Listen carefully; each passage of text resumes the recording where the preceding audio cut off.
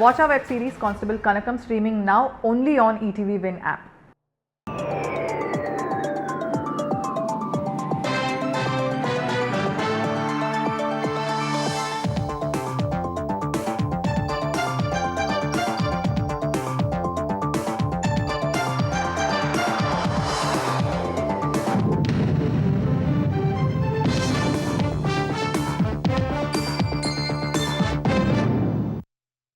నమస్కారం ఈటీవీ న్యూస్కు స్వాగతం. ముందుగా ముఖ్యాంశాలు.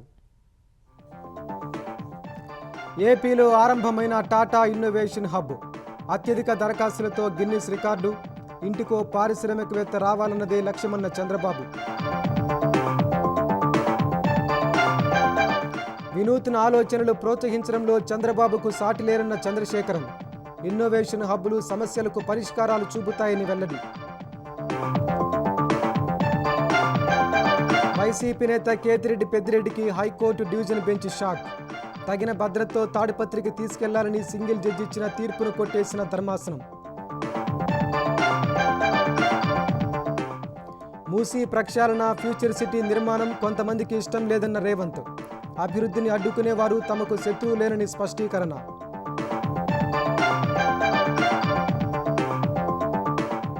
యూరియా కోసం తెలంగాణలో ఆగని రైతు ఆందోళన.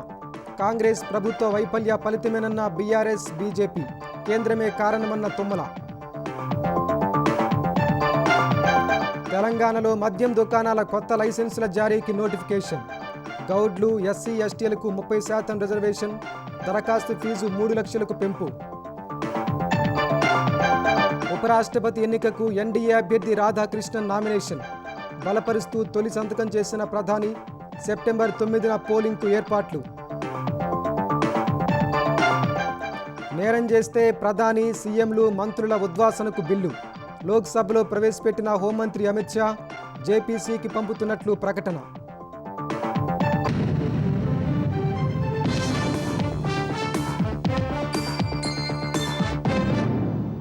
ఆంధ్రప్రదేశ్లో ప్రతి ఇంటి నుంచి ఓ పారిశ్రామికవేత్త ఉండాలనే లక్ష్యంతో రతన్ టాటా ఇన్నోవేషన్ హబ్ పనిచేస్తుందని ముఖ్యమంత్రి చంద్రబాబు తెలిపారు.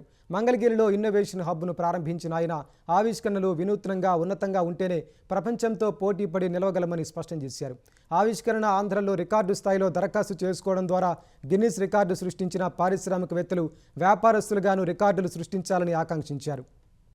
అమరావతిలో రతన్ టాటా ఇన్నోవేషన్ హబ్ ఏర్పాటుకు ప్రభుత్వం శ్రీకారం చుట్టింది. ముఖ్యమంత్రి చంద్రబాబు, విద్యా, ఐటీ శాఖల మంత్రి నారా లోకేష్ మంగళగిరి వద్ద లాంఛనంగా ఇన్నోవేషన్ హబ్ను ప్రారంభించారు.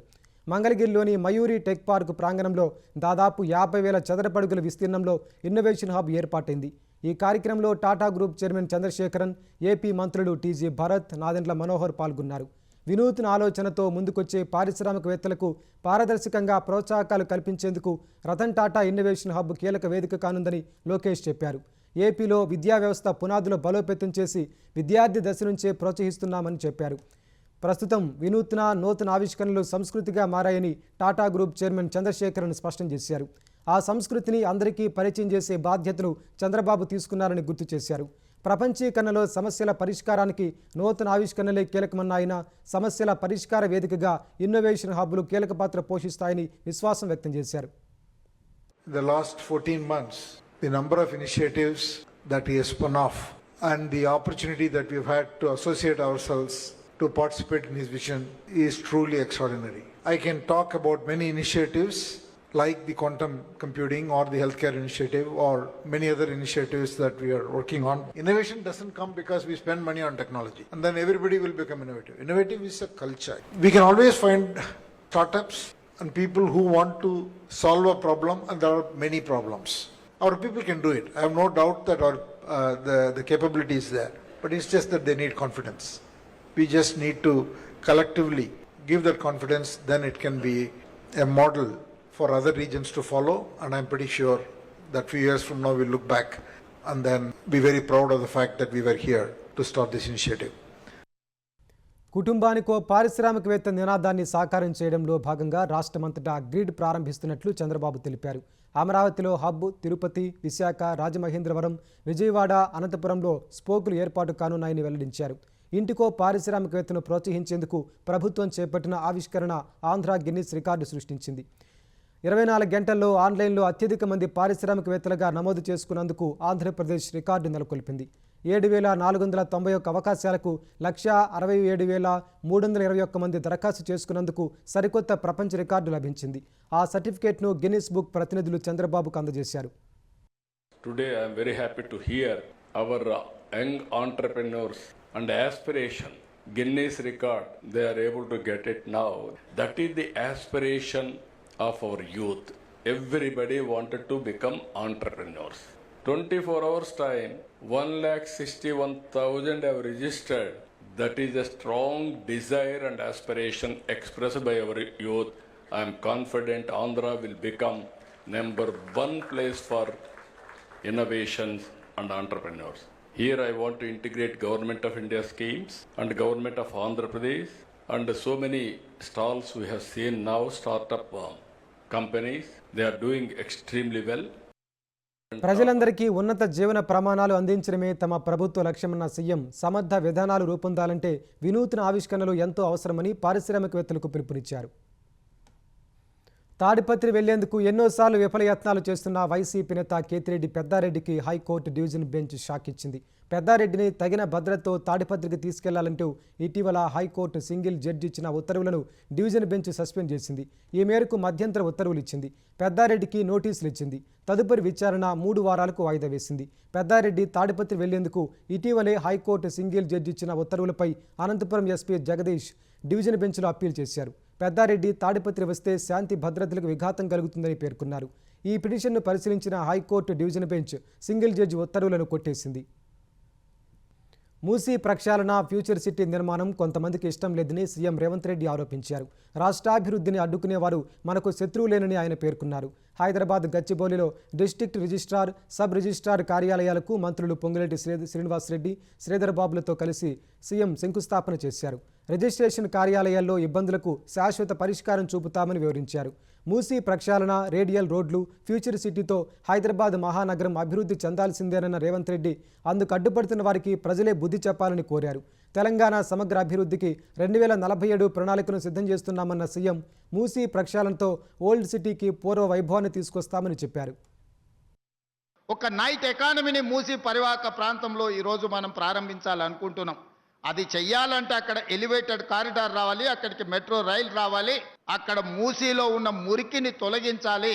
గోదావరి జలాలను 20 టీఎంసీలు తీసుకొచ్చి ఉస్మాన్ సాగర్, హిమాయత్ సాగర్లో ఆ నీటిని ప్రవహింపజేసి 365 రోజులు మూసీలో నీళ్లు ఉండేటట్టుగా రివర్ ఫ్రంట్ డెవలప్ చేయడం ద్వారా మన తెలంగాణ రాష్ట్ర ఎకానమీని ప్రపంచంతో పోటీ పడే విధంగా తీర్చిదిద్దాలనుకుంటున్నాం. ఈరోజు మూసీ ప్రక్షాళన కొంతమందికి ఇష్టం లేదు. భారత్ ఫ్యూచర్ సిటీ నిర్మాణము ఇంకొక కొంతమందికి పసందు కావట్లేదు. అభివృద్ధిని అడ్డుకున్నాడు అని అంటే మనకు శత్రువే. అభివృద్ధి చేసేటప్పుడు పేదలకు ఎట్లా న్యాయం చేయాలనో సూచన చేయండి. వాళ్ళకి ఇంకా మెరుగ్గా నష్టపరిహారం ఏ విధంగా ఇవ్వాలి, లేకపోతే వాళ్ళకి మెరుగైన ఏమైనా వసతులు కల్పించాలనో కూడా వాటి సూచనలు తీసుకోవాలి. తెలంగాణలో యూరియా కొరత అంతకంతకు తీవ్రమవుతోంది. పలు జిల్లాల్లో రైతులు యూరియా కోసం రోడ్లెక్కి ఆందోళన బాటపట్టారు. పంటకాలం దాటిపోతున్నా ప్రభుత్వం యూరియా సరఫరా చేయడం లేదంటూ రాస్తారోకోలతో తీవ్ర నిరసన వ్యక్తం చేశారు. తెలంగాణ వ్యాప్తంగా యూరియా కొరత అన్నదాతలను ఆందోళనకు గురిచేస్తోంది. రోజురోజుకు యూరియా కోసం రైతులు ఆందోళనలు తీవ్రమవుతూనే ఉన్నాయి. మహబూబాబాద్ జిల్లా దంతాలపల్లిలో యూరియా పంపిణీ చేయాలని డిమాండ్ చేస్తూ వరంగల్ ఖమ్మం రహదారిపై రైతులు ధర్నాకు దిగారు. నెల్లికుదురు ప్రాథమిక సహకార సంఘం ముందు రైతులు చెప్పులు వరుసలో పెట్టి బారులు తీరారు. వారికి మద్దతుగా నిలిచిన మాజీ ఎంపీ మాలోత్ కవిత ఆధ్వర్యంలో రైతులు సహకార సంఘం ఎదుట రాస్తారోకో చేపట్టారు.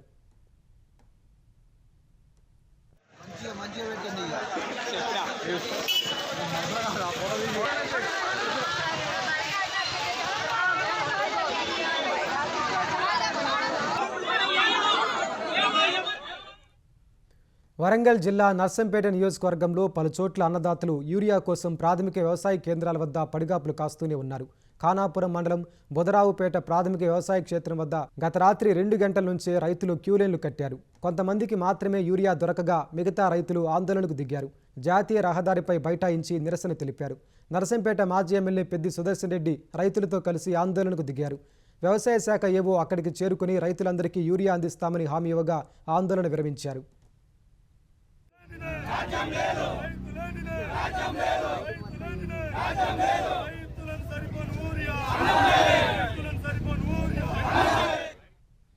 నల్గొండ జిల్లాలోనూ యూరియా కష్టాలు మొదలయ్యాయి. తిప్పర్తి సహకార బ్యాంకు వద్ద యూరియా కోసం రైతులు బారులు తీరారు.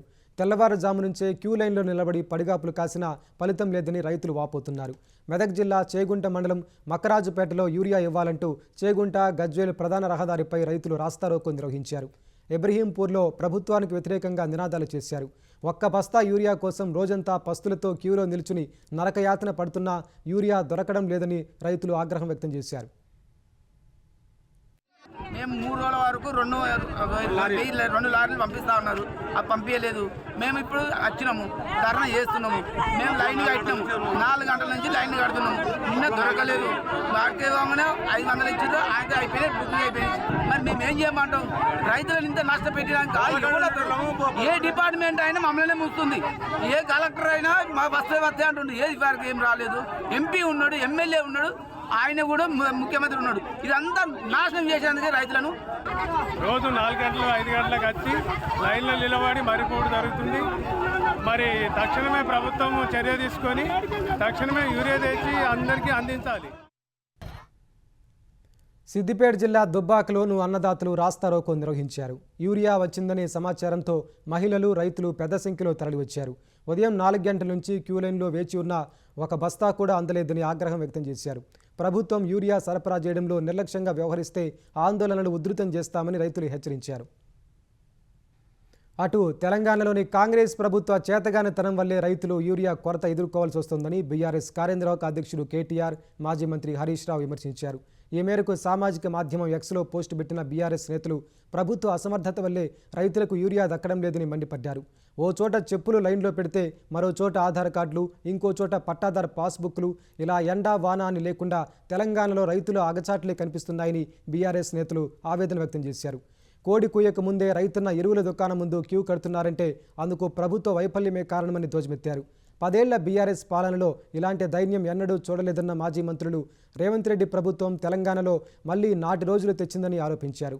ఎద్దేడ్చిన యవుసం, రైతేడ్చిన రాజ్యం ఏనాడు బాగుపడలేదనే వాస్తవాన్ని ఈ పాలకులు ఎప్పుడు గుర్తిస్తారని ప్రశ్నించారు. యూరియా కొరతతో సతమతమవుతున్న రైతులకు కాస్త ఉపశమనం కలిగే అవకాశాలు కనిపిస్తున్నాయి.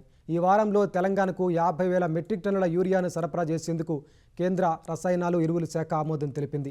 ఈ మేరకు కర్ణాటక నుంచి 10,800 మెట్రిక్ టన్నుల యూరియా షిప్మెంట్ ప్రారంభమైంది.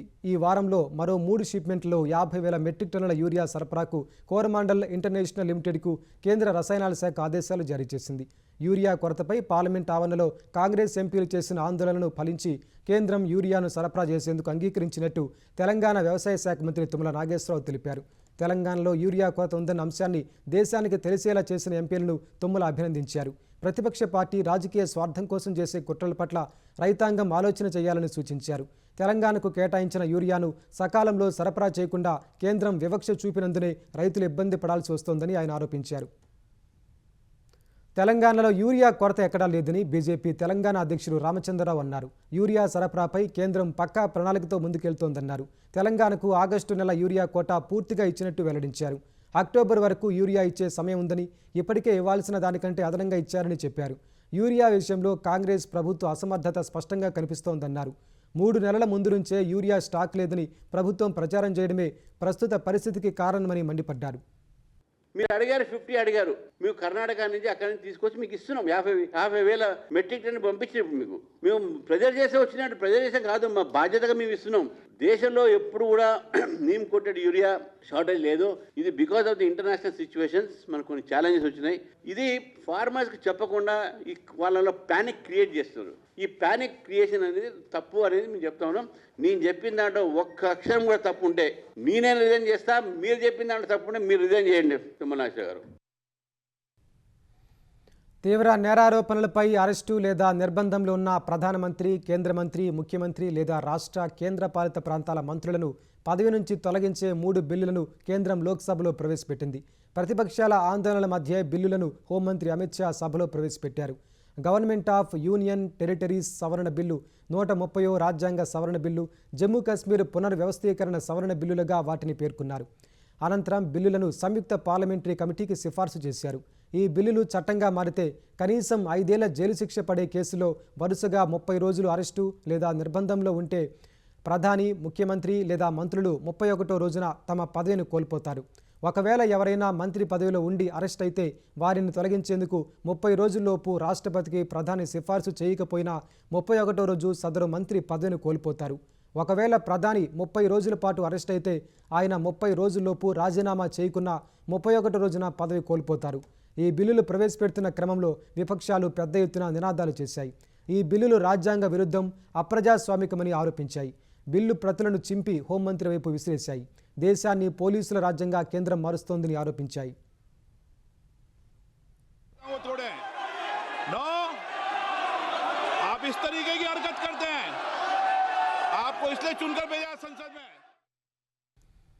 ఈడీ, సిబిఐల ద్వారా రాష్ట్ర ప్రభుత్వాలను కూల్చేందుకే కేంద్రం కొత్త బిల్లులు తెస్తోందని తృణమూల్ కాంగ్రెస్ టీఎంసీ ఆరోపించింది. తీవ్రమైన నేరారోపణలపై అరెస్టు లేదా అదుపులోకి తీసుకున్న తర్వాత వరుసగా 30 రోజుల జైల్లో ఉంటే ప్రధాని, కేంద్ర మంత్రి, ముఖ్యమంత్రి లేదా మంత్రిని పదవి నుంచి తొలగించే 3 బిల్లుల వెనుక కేంద్రం కుట్ర ఉందని తృణమూల్ ఎంపీ సాకేత్ గోఖలే ఆరోపించారు. 5 ఏళ్ల శిక్షకు అవకాశమున్న కేసులో ఎవరైనా అరెస్టు లేదా 30 రోజుల నిర్బంధంలో ఉంటే 31వ రోజు వారు పదవి కోల్పోతారన్న నిబంధన ఎన్డీయేతర పార్టీల ప్రభుత్వాలను కోల్చాలన్న కుట్రలో భాగమేనని ఆయన విమర్శించారు. ఓట్ చోరీ వ్యవహారం నుంచి ప్రజల దృష్టి మరల్చేందుకే ప్రధాని నరేంద్ర మోదీ, హోంమంత్రి అమిత్ షాలు కొత్త ఎత్తు వేశారని సాకేత్ గోఖలే ఆరోపించారు. ఈ బిల్లులను వ్యతిరేకిస్తూ తృణమూల్ ఎంపీలు మహువా మొయిత్రా, డెరెక్ ఒబ్రెయిన్ కూడా సామాజిక మాధ్యమాల్లో పోస్టులు పెట్టారు. కేంద్రంలోని మోదీ సర్కార్ పార్లమెంటు వ్యవస్థను అపహాస్యం చేసే ప్రయత్నాలు చేస్తోందని వారు ఆరోపించారు. తెలంగాణలో మద్యం దుకాణాల కొత్త లైసెన్సుల జారీకి నోటిఫికేషన్ విడుదలైంది.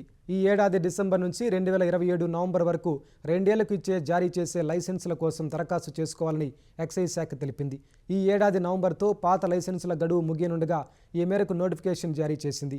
ఈసారి దరఖాస్తు ఫీజు 2 లక్షల నుంచి 3 లక్షలకు పెంచిన సర్కార్ మద్యం దుకాణాల కేటాయింపులో రిజర్వేషన్లు కల్పించింది. గౌడ్లకు 15%, ఎస్సీలకు 10%, ఎస్టీలకు 5% చొప్పున దుకాణాలు కేటాయించినట్టు తెలిపింది.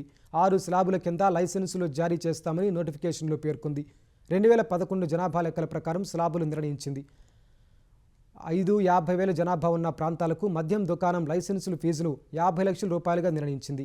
50 నుంచి 1,00,000 జనాభా ఉంటే 60 లక్షలు, 1,00,000 నుంచి 5 లక్షల జనాభా ఉంటే 65 లక్షలు, 5 లక్షల నుంచి 20 లక్షల జనాభా ఉంటే 85 లక్షలు, 20 లక్షల కంటే ఎక్కువ జనాభా ఉంటే 1,10 లక్షలు లైసెన్స్ ఫీజు చెల్లించాల్సి ఉంటుందని ప్రభుత్వం వెల్లడించింది.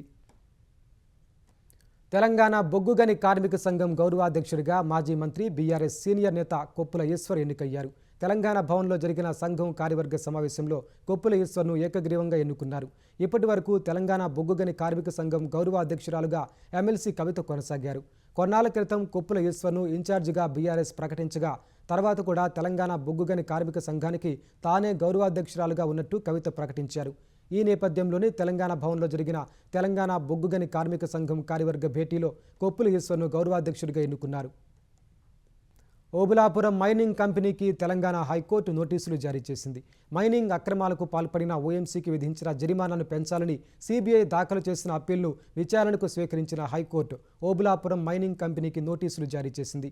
మైనింగ్ లీజులో ఓఎంసీ అక్రమాలకు పాల్పడిందని నమోదు చేసిన కేసుపై సిబిఐ అభియోగపత్రం దాఖలు చేయగా సుదీర్ఘ విచారణ తర్వాత ఈ ఏడాది మే నెల 6న ప్రత్యేక కోర్టు తీర్పు వెలువరించింది. ఈ కేసులో నిందితులు గాలి జనార్దన్ రెడ్డి, బివి శ్రీనివాస్ రెడ్డి, రాజగోపాల్, అలీఖాన్ సహా ఓఎంసీని సిబిఐ కోర్టు దోషిగా తేల్చింది. ఓబులాపురం మైనింగ్ కంపెనీకి సిబిఐ కోర్టు వేర్వేరు సెక్షన్ల కింద ₹1,00,000 చొప్పున 2 లక్షల జరిమానా విధించింది. ఓఎంసీ భారీగా అక్రమాలకు పాల్పడిందని, ఇనుప ఖనిజాన్ని నిబంధనలకు విరుద్ధంగా విక్రయించి ప్రజాధనాన్ని సొంత ఖాతాల్లోకి మళ్లించుకున్నందున జరిమానాను పెంచాలని సిబిఐ హైకోర్టును ఆశ్రయించింది. ఈ పిటిషన్ను విచారణకు స్వీకరించిన హైకోర్టు ఓఎంసీకి నోటీసులు ఇచ్చింది. తదుపరి విచారణ వచ్చే నెలకు వాయిదా వేసింది. సాక్షి టీవీ, సాక్షి పత్రికపై టీటీడీ చైర్మన్ బీఆర్ నాయుడు పరువు నష్టం దావా వేశారు. ఈ నెల 10, 14న సాక్షి మీడియాలో భక్తుల మనోభావాలు దెబ్బతీయడం సహా తన వ్యక్తిగత ప్రతిష్ట దెబ్బతీసేలా నిరాధార వార్తలు ప్రచురించారని బీఆర్ నాయుడు ఆరోపించారు. బేషరతుగా క్షమాపణ చెప్పి టీటీడీకి 10 కోట్ల రూపాయలు చెల్లించాలని బీఆర్ నాయుడు డిమాండ్ చేశారు. ఇదే సమయంలో సాక్షి టీవీ ప్రసారాలు నిలిపివేయాలని సమాచార ప్రసార మంత్రిత్వ శాఖకు ఫిర్యాదు చేశారు. ఉపరాష్ట్రపతి ఎన్నికల్లో ఎన్డీఏ అభ్యర్థిగా సిపి రాధాకృష్ణన్ నామినేషన్ వేశారు. ఈ కార్యక్రమానికి ప్రధాని నరేంద్ర మోదీ, కేంద్ర మంత్రులు రాజ్నాథ్ సింగ్, అమిత్ షా, రామ్మోహన్ నాయుడు సహా మరికొందరు నాయకులు హాజరయ్యారు. ఎన్డీఏ నేతలు సంతకాలు చేసిన 4 సెట్ల నామినేషన్ పత్రాలను రాజ్యసభ సెక్రటరీ జనరల్కు రాధాకృష్ణన్ అందించారు. ఆయన నామినేషన్ను బలపరుస్తూ తొలి సంతకం ప్రధాని మోదీ చేశారు. నామినేషన్ వేయడానికి ముందు పార్లమెంటు ఆవరణలోని ప్రముఖ వ్యక్తుల విగ్రహాలకు రాధాకృష్ణన్ నివాళి అర్పించారు. విపక్ష కూటమి అభ్యర్థిగా జస్టిస్ బి సుదర్శన్ రెడ్డిని ఎంపిక చేయగా సెప్టెంబర్ 9న ఉపరాష్ట్రపతి ఎన్నికలు జరగనున్నాయి. ఢిల్లీ ముఖ్యమంత్రి రేఖా గుప్తాపై దాడి జరిగింది. సివిల్ లైన్స్లోని సీఎం నివాసంలో ఫిర్యాదులు స్వీకరిస్తున్న సమయంలో ఈ ఘటన చోటు చేసుకుంది. జన్సున్ వాయిలో భాగంగా ఫిర్యాదుదారుడు వచ్చిన 35 ఏళ్ల వ్యక్తి సీఎం రేఖా గుప్తాపై దాడి చేశాడు. అక్కడే ఉన్న పోలీసులు ఆ వ్యక్తిని అదుపులోకి తీసుకున్నారు. ఫిర్యాదుదారుడు దాడికి పాల్పడిన వెంటనే సీఎం రేఖా గుప్తాను సమీపంలోని ఆసుపత్రికి తరలించారు. ఈ ఘటనలో నిందితుడిని పోలీసులు విచారిస్తున్నారు. నిందితుడు గుజరాత్ రాజ్కోట్కు చెందిన వ్యక్తిగా గుర్తించినట్లు సమాచారం. సీఎం నివాసం వద్ద భద్రతా వైఫల్యంపై విచారణ జరుగుతోందని సంబంధిత వర్గాలు తెలిపాయి. సీఎంపై దాడిని ఢిల్లీ బీజేపీ అధ్యక్షుడు వీరేంద్ర సచ్దేవ ఖండించారు. దీని వెనుక రాజకీయ కుట్ర ఉందని ఆరోపించారు. ఢిల్లీ సీఎంపై దాడిని కాంగ్రెస్, ఆమ్ ఆద్మీ పార్టీలు ఖండించాయి. ప్రజాస్వామ్యంలో హింసకు చోటు లేదని ఆప్ పేర్కొంది. నిందితుడిపై కఠిన చర్యలు తీసుకోవాలని కోరింది. ఢిల్లీలో సీఎంకే భద్రత లేకపోతే సామాన్యుల పరిస్థితి ఏంటని కాంగ్రెస్ ప్రశ్నించింది. ఆన్లైన్ గేమింగ్ నిర్వహణను నేరంగా పరిగణించే ఆన్లైన్ గేమింగ్ బిల్లు 2025ను కేంద్రం తీసుకొచ్చింది. బీహార్లో ఓటరు జాబితా అంశంపై విపక్షాల ఆందోళన మధ్య కేంద్ర మంత్రి అశ్విని వైష్ణవ్ ఆన్లైన్ గేమింగ్ బిల్లును లోక్సభలో ప్రవేశపెట్టారు. ఆన్లైన్ గేమ్స్, ఈ స్పోర్ట్స్ మధ్య విభజన చూపించేలా బిల్లును రూపొందించినట్టు చెప్పారు. ఆన్లైన్ బెట్టింగ్ యాప్స్ ఆగడాలు ఇటీవల కాలంలో పెరిగినందునే ఈ బిల్లును తెచ్చినట్టు తెలిపారు. నిబంధనల్ని ఉల్లంఘించి ఆన్లైన్ గేమ్స్ అందిస్తున్న వారికి 3 ఏళ్ల వరకు జైలు శిక్ష లేదా ₹1,00,00,000 జరిమానా లేదా 2 విధించాలని ప్రతిపాదించారు. సంబంధిత అడ్వర్టైజ్మెంట్లో భాగం పంచుకున్న వారికి గరిష్టంగా 2 ఏళ్ల జైలు శిక్ష, 50 లక్షల వరకు జరిమానా విధిస్తారన్నారు. ఆయా సంస్థల ఆర్థిక లావాదేవీల్లో ప్రమేయం ఉన్నవారికి గరిష్టంగా 3 ఏళ్ల శిక్ష, ₹1,00,00,000 వరకు జరిమానా వేస్తారని చెప్పారు. ఆన్లైన్ మనీ గేమ్స్ ఆడేవారిని నేరస్తులుగా కాకుండా బాధితులుగా ఈ బిల్లులో పేర్కొన్నారు. Online gaming promotion and regulation బిల్లును కేంద్రం పార్లమెంటులో ప్రవేశపెట్టిన వేళ ఈ బిల్లుతో గేమింగ్ రంగానికి తీవ్ర నష్టం జరుగుతుందని ఆల్ ఇండియా గేమింగ్ ఫెడరేషన్ ఆందోళన వ్యక్తం చేసింది. ఈ మేరకు కేంద్ర హోంమంత్రి అమిత్ షాకు ఫెడరేషన్ లేఖ రాసింది.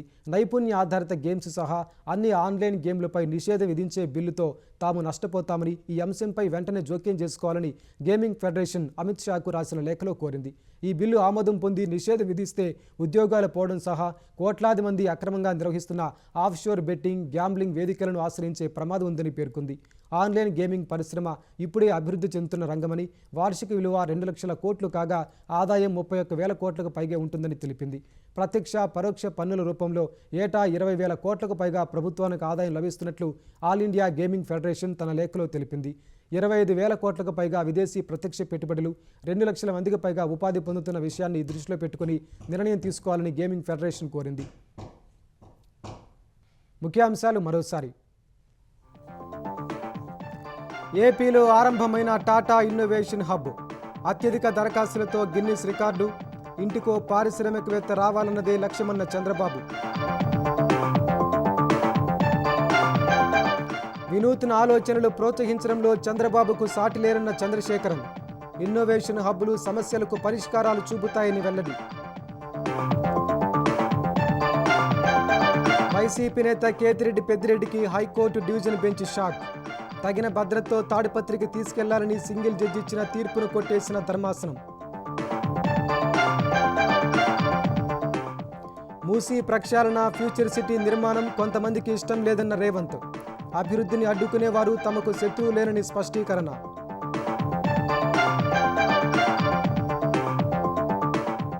యూరియా కోసం తెలంగాణలో ఆగని రైతు ఆందోళన.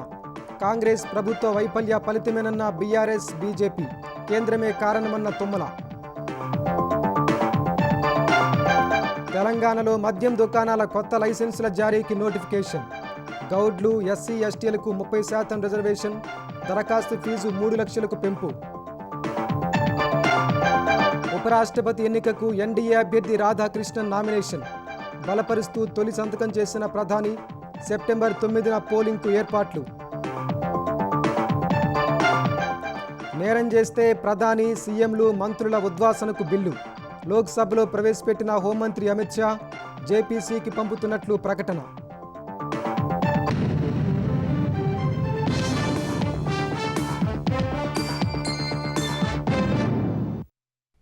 ఈటీవీ న్యూస్ సమాప్తం. నమస్కారం.